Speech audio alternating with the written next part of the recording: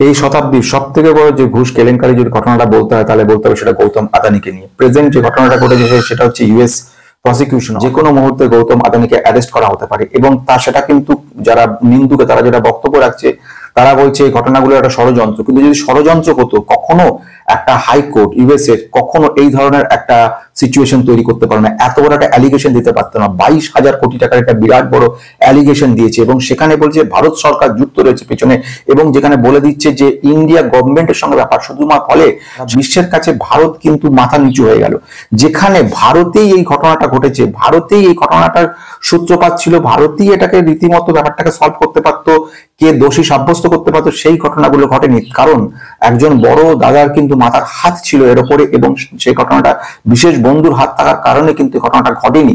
ফলে সকলের কাছে মাথা নিচু হয়ে যেত সারা গোটা ভারতের।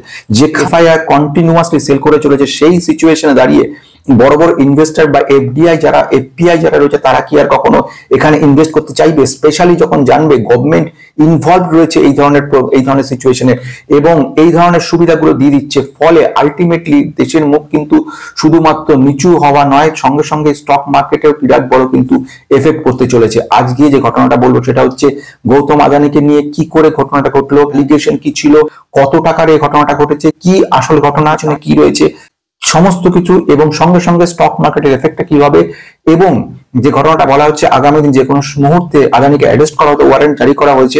তো এই ঘটনাটা টোটালটার পিছনে কি রয়েছে সমস্ত কিছু নিয়ে কিন্তু আজকে বক্তব্য রাখবো। একটু বলার আগে আমি সৌম্য সবাই স্বাগত জানাচ্ছি। পুরোনোদের অজস্র লাইক কমেন্ট শেয়ার মুগ্ধ করে। একটা ছোট ঘটনা বলে রাখা দরকার, সেটা হচ্ছে কিন্তু ইউটিউব এই মুহূর্তে অ্যালগরিদম কিছু প্রবলেম দেখা দিয়েছে, যে কারণেই হোক না কেন তোমাদের যাদের পোর্টফোলিও অ্যানালিসিস গুলো করে দিয়েছে সেই সমস্ত পোর্টফোলিও অ্যানালিসিস গুলো করতে প্রচুর পরিশ্রম করতে হয়েছে। সেই সমস্ত পোর্টফোলিও গুলো কিন্তু নিজেরা ব্যাকআপ নিয়ে নাও, কারণ ম্যাক্সিমাম পোর্টফোলিও যেগুলো অ্যানালিসিস করা হয়েছে সেগুলোই কিন্তু বাড়ানো শুরু হয়েছে। তো এই কাজগুলো হয়ে গেলে নিজেদের কাছে নিজেদের ব্যাকআপ থাকবে এবং সেগুলো পরিশ্রম সাপেক্ষ কাজ ছিল। ফলে সেই জায়গাগুলো যখন ওড়াতে শুরু করেছে তখন অনেকের পক্ষে সেটা কষ্টকর হয়ে যাবে। আমি তো কন্টিনিউ ভিডিও বানিয়ে চলবো, বা যদি না কোনো অসুস্থ বা সেই সিচুয়েশন তৈরি হয় ফলে এটা তো কোনো অসুবিধা হবে না বানিয়ে চলতে, কিন্তু প্রবলেমটা হবে যাদেরকে অলরেডি তৈরি করে দিয়েছে। গুরুত্বপূর্ণ পয়েন্টের দিকে এই মুহূর্তে দাঁড়িয়ে যে সিচুয়েশন রয়ে গেছে সেটা একটা মারাত্মক সিচুয়েশন তৈরি হয়ে গেছে।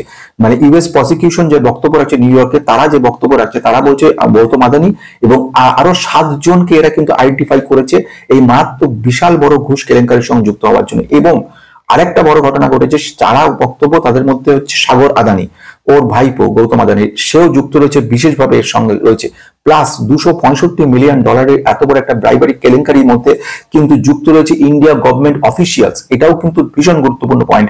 ফলে ইন্ডিয়া গভর্নমেন্টের ওপর এবং তাদের অফিসিয়ালস এর উপর যে সিচুয়েশন চলছে ইউএস এর সঙ্গে, যেখানে আমাদের সমঝোতার জায়গা চলছে, প্রচুর বড় বড় অর্ডার গুলো আসার জায়গা রয়ে গেছে, সেখানে কিন্তু একটা বিরাট বড় ধাক্কা খেতে শুরু হওয়ার জায়গায় চলে গেছে। এটা নিয়ে বহুবার আগে বলা হয়েছিল, আমি আমার ভিডিওতে একাধিকবার বলেছিলাম।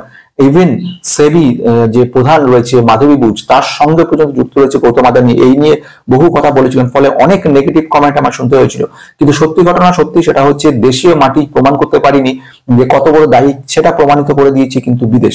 অনেকে বলছে এখনো প্রমাণিত হয়নি, ষড়যন্ত্র, বহুবার ষড়যন্ত্র করছে। কিছু ষড়যন্ত্র যদি হয়ে থাকে তাহলে কখনো এর জন্য একটা US prosecution department of justice এরা কখনো প্রমাণ শুদ্ধ কাজ শুরু করবে, তারা প্রমাণ ছাড়া কোনো কাজ করবে না। যে কথাবার্তাগুলো হয়েছিল, এমনকি এই ভদ্রলোকের মিস্টার আদানি যে বিভিন্ন নামে বেনামে এই ডিলগুলো হয়েছে সেগুলো সমস্ত কিন্তু রেকর্ডিং করে রাখা হয়েছে। যেভাবে সাগর আদানি যে কন্ট্রাক্ট গুলো করেছে, ফোনে কন্ট্রাক্ট হয়েছে, সেই আলোচনা হয়েছে, মিটিং হয়েছে, যে সমস্ত ব্যাপারে ওদের মধ্যে সমঝোতা হয়েছে, প্রত্যেকটি রেকর্ডিং ইউএস এর কাছে রয়েছে। ফলে এটা একটা মারাত্মক সিচুয়েশন তৈরি করবে এবং ভবিষ্যতে গিয়ে টোটাল মার্কেটের ক্ষেত্রে এর একটা কিন্তু মারাত্মক নেগেটিভ এফেক্ট তৈরি হবে। আসা যাক বন্ধু, প্রথম ঘটনার দিকে যাবো যে হঠাৎ এই অ্যালিগেশনটা কি। তার মানে আমি বলতে যদি চাই, what is the allegation? Allegation হচ্ছে বক্তব্য ইউএস প্রসিকিউশন যারা তারা নির্ধারিত করেছে গৌতম আদানি রয়েছে এবং তার সঙ্গে আগাম 7 জনকে আইডেন্টিফাই করেছে যারা কিংবা এই ধরনের কেলেঙ্কারির সঙ্গে যুক্ত রয়েছে। এবং সব থেকে মারাত্মক ঘটনা হচ্ছে যে এই লার্জ ব্রেভারি যেটা দেওয়া হয়েছে তার পিছনে কিন্তু গভর্নমেন্ট অফিসিয়ালরা যুক্ত রয়েছে এবং টোটাল ঘটনাটা কিন্তু হয়েছে ইন্ডিয়াতে বসে। যে ঘটনাটা কি ছিল, প্রথম ঘটনা হচ্ছে $265 মিলিয়ন, অর্থাৎ 2200 কোটি টাকার মতো কিন্তু এই কেলেঙ্কারি হয়েছে। কেলেঙ্কারি সূত্রপাত কি, এবারে আমরা জানবো সেকেন্ড স্টেপে যে এই ঘটনাটা কিভাবে ঘটেছে। এই ঘটনার সূত্রপাত হয়েছে সেটা হচ্ছে প্রাইভেট যে দিকে শুরু করবো, সেটা শুরু হয়েছে এমন ভাবে solar energy, solar power energy দিয়ে। সোলার পাওয়ার এনার্জি বলতে এসিসিএল একটা কোম্পানি রয়েছে, তারা সোলার এনার্জি পাওয়ার কর্পোরেশন বলা হয়। এই কোম্পানিটার কাজ হচ্ছে সোলার এনার্জি থেকে যে টোটাল এনার্জি তো তৈরি হয়, সেই এনার্জিটা কর্পোরেশন গুলো, যেরকম মনে করো না আমাদের ক্ষেত্রে West Bengal state electricity board, এরকম ধরনের যে সমস্ত কর্পোরেশন গুলো সারা ভারতে রয়েছে, তাদেরকে বিক্রি করা। এখন এর পিছনে গৌতম আদানি প্রচুর টাকা কিন্তু ইনভেস্ট করেছে। এইবারে যে এনার্জিটা তৈরি হয়েছে, এনার্জির রেটটা হাই হওয়ার জন্য কিন্তু এই সব কর্পোরেশন গুলো, বিদ্যুৎ পর্ষদ গুলো কিনতে চায়নি। এবারে এই ঘটনাটা যখন ঘটেছে, বিদ্যুৎ পর্ষদ কিনতে চায়নি, তখন গৌতম আদানি তার আদানি গ্রুপের সঙ্গে কথাবার্তা বলে ঘুষের মাধ্যমে ব্যাপারগুলো সমঝোতা করার চেষ্টা করেছে এবং সেখানে গভর্নমেন্ট অফিসিয়ালদের 2200 কোটি টাকা পর্যন্ত কিন্তু ঘুষ দিয়েছে। অর্থাৎ এই টোটাল প্রজেক্টটা যদি বিক্রি হয়, সেখান থেকে গৌতম আদানি 16 থেকে 17,000 কোটি টাকা প্রফিট হওয়ার কথা রয়েছে। সুতরাং সেই হিসেবে সে কিন্তু 2200 টাকা খরচা করেছে এই কাজগুলো করে নেওয়ার জন্য, এবং এটা সলভ হয়ে গেছে। শুধু প্রশ্ন আসছে এবারে আরেকটা বড় প্রশ্ন, ইউএসএ কেন এতে নাক গলাচ্ছে? ঘটনা হয়ে গেছে তো ভারতে, ভারত সেটা নিয়ে মাথা কামায়, ভারত সবকিছু করবে, ইউএস মাথা কামাচ্ছে কেন? সেখানেও কিন্তু সবচেয়ে বড় প্রশ্ন হলো ইউএসএ কিভাবে যুক্ত হলো এর সঙ্গে। ইউএসএ প্রসিকিউশন ব্যাপারটা আসছে কোত্থেকে, ডিপার্টমেন্ট অফ জাস্টিস কেন এই ভারতে তৈরি করা যে ঘটনাগুলো সেগুলো কেন বিচার করতে চলেছে সেখানে, তার সবথেকে বড় কারণ সেটা হচ্ছে প্রায় $3 বিলিয়ন কিন্তু বিরাট বড় একটা লোন এবং যাকে বলা যেতে পারে যে বন্ডস ছেড়েছিল মার্কেটে, এবং সেখানে ইউএস এর যারা সিটিজেন তারা কিন্তু কিনেছে, এবং সেই $3 বিলিয়ন অর্থাৎ মোটামুটি 24 থেকে 26,000 কোটি টাকার কিন্তু বিশাল বড় পরিমাণের একটা বন্ডস ছাড়া হয়, এবং এই বন্ডস গুলোর মাধ্যমে প্রচুর টাকা কিন্তু তোলার চেষ্টা করেছে। এবং এই কারণের জন্য এই ঘুষ কেলেঙ্কারি, এবং এর ফলে আলটিমেটলি যেহেতু যারা বিনিয়োগকারী এদের স্বার্থ ক্ষুণ্ণ হতে পারে, এই মনে করে ইউএসএ থেকে এই ধরনের ব্যবস্থা গ্রহণ করা হয়, এবং এর ফলে ব্যাংক, বড় বড় ব্যাংকরা কিন্তু ইউএসএ তারা কিন্তু লোন দিয়েছিল, বড় ইনভেস্টর যারা রয়েছে এবং যারা লেন্ডার রয়েছে তারা সবাই এর ফলে ক্ষতিগ্রস্ত হতে চলেছে। এই কারণের জন্য কিন্তু ইউএসএ বিশেষভাবে যুক্ত হয়েছে। এবং সবচেয়ে ইউএস এর সবচেয়ে বড় যে অ্যালিগেশনটা সেটাকে বলা হয় এফসিপিআই, অর্থাৎ যদি এর নাম যদি ফরেন করাপশন প্র্যাকটিস অ্যাক্ট। এই যে ফরেন করাপশন প্র্যাকটিস অ্যাক্ট, এই অ্যাক্টটা ইউএস এর যে একটা সেরা অ্যাক্ট বলা যায়। এই অ্যাক্টের মধ্যে বক্তব্য রাখা আছে সেটা হচ্ছে যে যদি কখনো কোনো মতে ধরা পড়ে যে এমন ভাবে সিটিজেনদের, ইউএসএ সিটিজেনদের, নাগরিকদের কোনো রকম ভাবে যদি ক্ষতিগ্রস্ত হয়, তার জন্য কিন্তু এই অ্যাক্টটা তৈরি।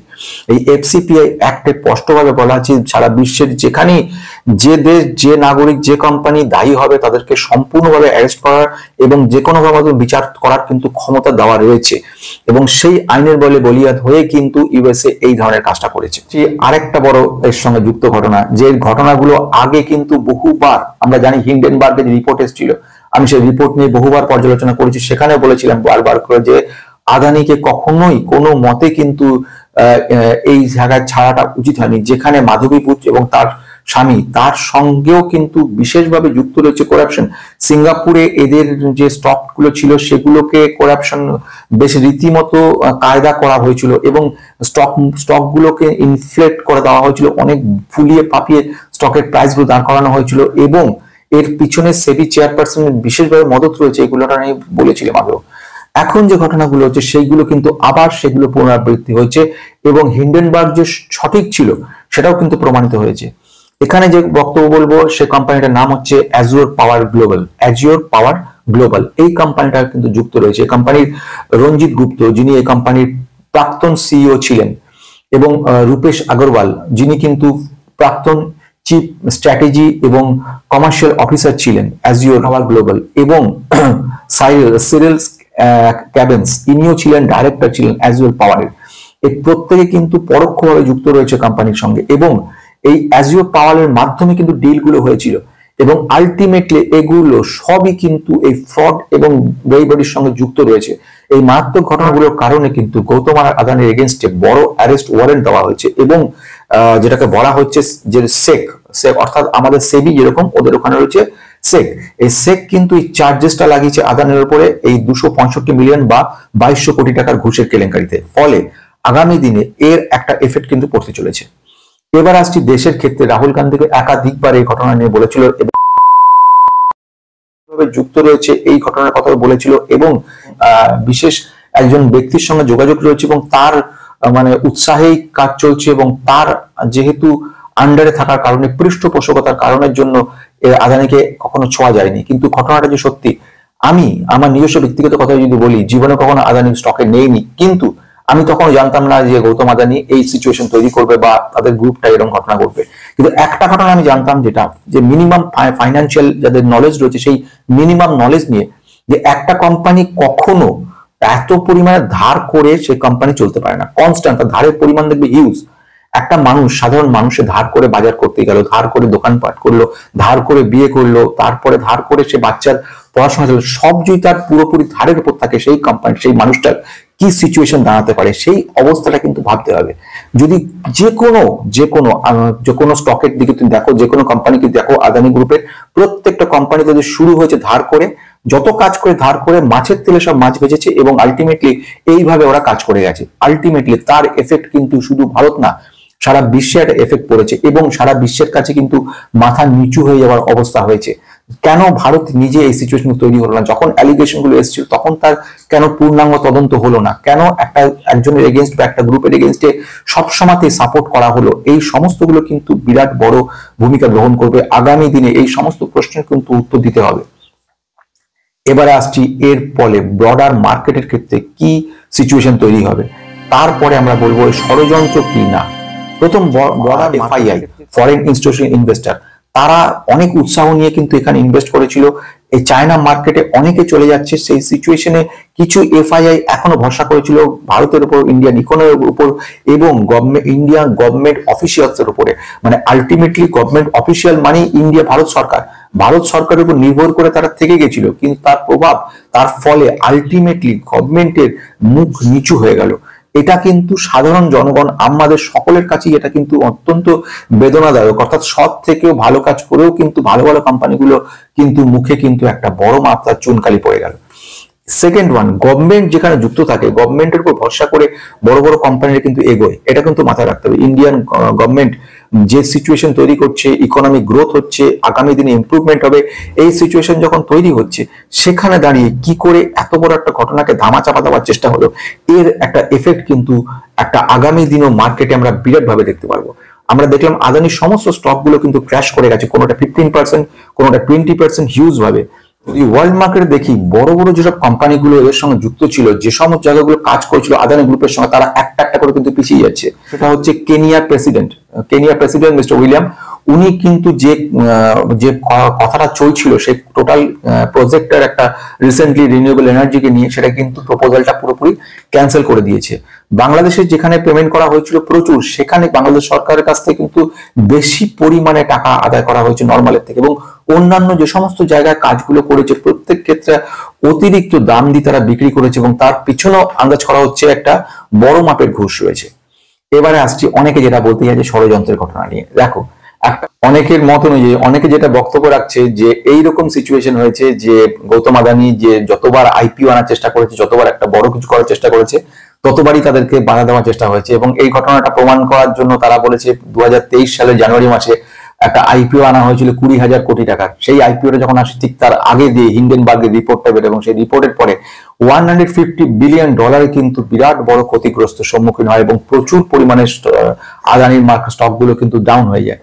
এটাই ঘটনাটা ঘটলো, সেটাও খুব ইন্টারেস্টিং। সেটা হচ্ছে $600 মিলিয়ন অথবা 5,000 কোটি টাকার উপরে যে স্পেশাল বন্ড আসতে চলেছিল, যেটা কিনা আদানি গ্রিন এনার্জি এর তরফ থেকে আসছিল, যেটা আগামী 25 বছরের জন্য বন্ডটা। ফলে এটা একটা বিরাট ভালো জায়গা তৈরি করতো। কিন্তু সেইটা বৃহস্পতিবার আসার কথা ছিল, বুধবার দিনই ইউএস গভর্নমেন্ট থেকে এই ধরনের একটা ক্রিমিনালাইজেশন তৈরি করা হলো, যেটার ফলে ইউএস গভর্নমেন্ট থেকে এদেরকে রীতিমতো ভাবে অ্যারেস্ট ওয়ারেন্ট জারি করা হলো বর্তমানে এগেনস্টে। ফলে টোটাল ব্যবস্থাটাও কিন্তু বানচাল হয়ে গেল। এটা কিন্তু অনেকের কাছে একটা ষড়যন্ত্র বলে মনে হয়েছে। কিন্তু সেখানে একটা প্রশ্ন থেকে যায়, এই যে একটার পর একটা ঘটনাগুলো ঘটছে, এগুলো সবটাই কি ভুয়ো, সবটাই কি মিথ্যা ঘটনা?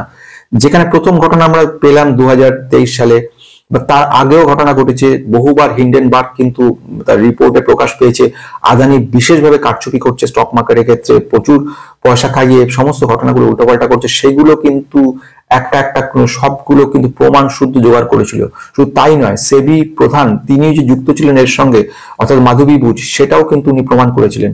এবং এই ঘটনাগুলো সম্পূর্ণ সুপ্রিম কোর্টে যাওয়ার পরে সেখান থেকে কিন্তু ডাইভার্ট হয়ে যায় এবং এটাকে এক ধরনের বলে দেওয়া হয় যে সব ঠিক আছে। এই যে একটা ধরনের সিচুয়েশন তৈরি হয়, এই সিচুয়েশনের জন্য কিন্তু আলটিমেটলি কোন রকম শাস্তি বা তদন্ত তৈরি হয়নি। কিন্তু এই ইউএসএ আমাদেরকে, সারা ভারতকে কিন্তু একটা এমন সিচুয়েশন তৈরি করলো যে সারা ভারতের কিন্তু একটা সম্মান যেটাকে বলা যায় সেটাও কিন্তু নষ্ট করলো। এটা একটা নেগেটিভ এফেক্ট আগামী দিনে স্টক মার্কেটে পড়তে চলেছে। স্টক মার্কেটে পড়তে চলেছে বলছে, প্রথম যেটা বলছি সেটা হচ্ছে কিন্তু স্টক মার্কেটের সমস্ত স্টকের ক্ষেত্রে যেগুলো এফআইআই, এফপিআই, এফডিআই ইনভেস্ট করছে সেগুলোতে কিন্তু নেগেটিভ এফেক্ট পড়বেই। আগামী দিনে তাকিয়ে থাকবো আমরা আগামী কি হয়, সিচুয়েশন কোথায় গিয়ে দাঁড়ায় এবং সত্যি সত্যি অ্যারেস্ট করা হয় কিনা। যদি সেটা হয়ে থাকে তাহলে পর সেটা কিন্তু ভারতের পক্ষে একটা বিরাট লজ্জাজনক অবস্থা হবে। এইসব নিয়ে আজকে শেষ করছি। নমস্কার।